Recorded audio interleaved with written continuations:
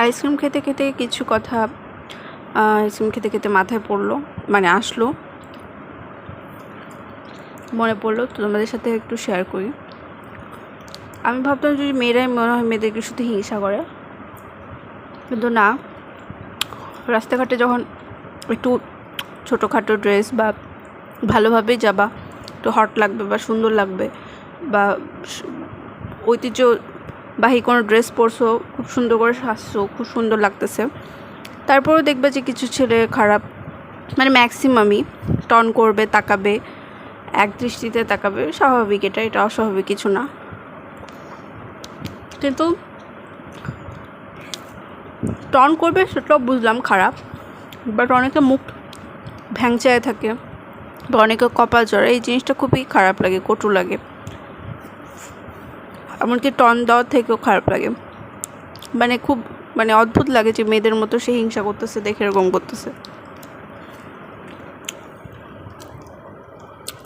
আমরা ভাই ছেলেদের জন্য কখনোই সাজি না, নিজেদের জন্য সাজি। ভালো করে মাথায় শুনে রাখো। অনেকে হয়তো আছে যে বরের জন্য বা জামাইয়ের জন্য বা বয়ফ্রেন্ডের জন্য বা ফ্রেন্ডের জন্য সাজে, এটাও ভালো, এটাও হয় মাঝে মাঝে। অনেক সময় পরিবারের ইচ্ছা মতো ড্রেস পরা হয়, অনেক সময় নিজের ইচ্ছা মতো ড্রেস পরা হয়, কিন্তু আমরা লোককে দেখানোর জন্য কিছু করি না ভাই। সো আপনি জেলাসি কেন হবেন? আপনি কি মেয়েরা তো মেয়েদেরকে জেলাসি করে, আপনারাই বলেন। আবার আপনারা কেন জেলাসি করেন আমি বুঝি না। ভালো কথা, হিংসা করবেন, সমস্যা নাই। আবার একটা মেয়ের কোনো ভালো জায়গায় বিয়ে হলে কিছু মেয়েরা এবং ছেলেরাও বলে, ও মেয়ে তো খারাপ, ও মেয়ে তো ভালো না। এই ধরনের খারাপ মেয়েদের ভাগ্য সবসময় ভালোই হয়, ভালো মেয়েদের ভাগ্য দেখবে সবসময় খারাপ। ভাই আপনার ভালো জায়গায় বিয়ে হয়নি এই জন্য, বা ভালো কোনো বয়ফ্রেন্ড জোটে নাই এই জন্য আপনি এই ধরনের মন মানসিকতা নেই। আমার কিন্তু বয়ফ্রেন্ড নাই ভাই, তারপরও আমি বলতেছি এই ধরনের মানসিকতা নিয়ে আপনারা কীভাবে নেগেটিভিটি নিয়ে বেঁচে থাকেন, আই ডোন্ট নো। সবসময় মনে রাখবেন, মানুষের ভালো দেখতে পারা হচ্ছে একটা পারিবারিক শিক্ষা।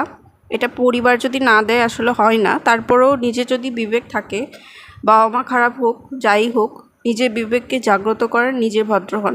মানুষের দেখে হিংসা কখনো করতে যাবেন না।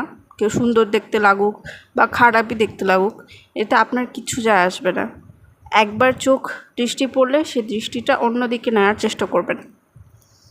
এটা ছেলে মেয়ে উভয়ের জন্য বললাম। কিন্তু আমার খুব খারাপ লাগে যে মেয়েদের থেকেও ছেলেরা এই ধরনের কথা বলে।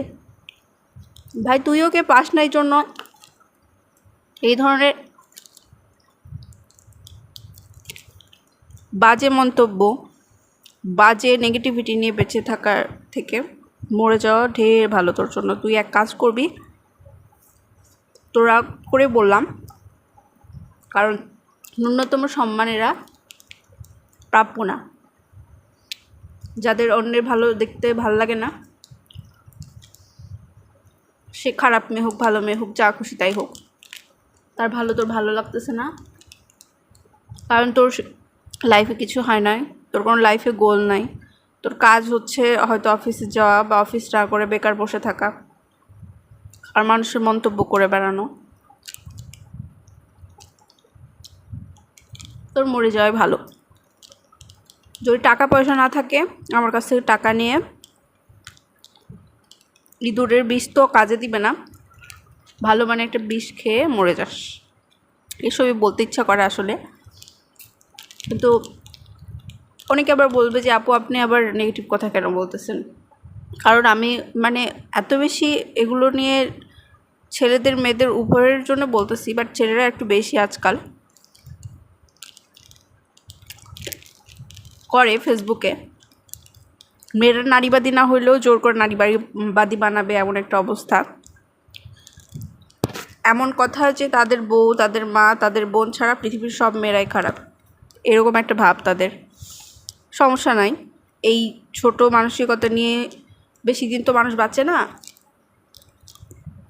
মরে যাবে, সমস্যা নেই। কিন্তু পরকালের কথা তো আর বলে লাভ নাই। সেই জ্ঞানটুকু থাকলে তারা এরকম করতো না, মুখ ভ্যাংচাইতো না, মন্তব্য করতো না, কার বুকে ওড়না আছে কার বুকে নেই সেটা নিয়ে জাজ করতো না মেয়েটা কেমন। এক কথায় তোরা ভালো হ, 3 বেলা ভাত খাচ্ছিস, ভাত খেয়ে তোদের বুদ্ধির উদয় হোক। আল্লাহ হাফিজ।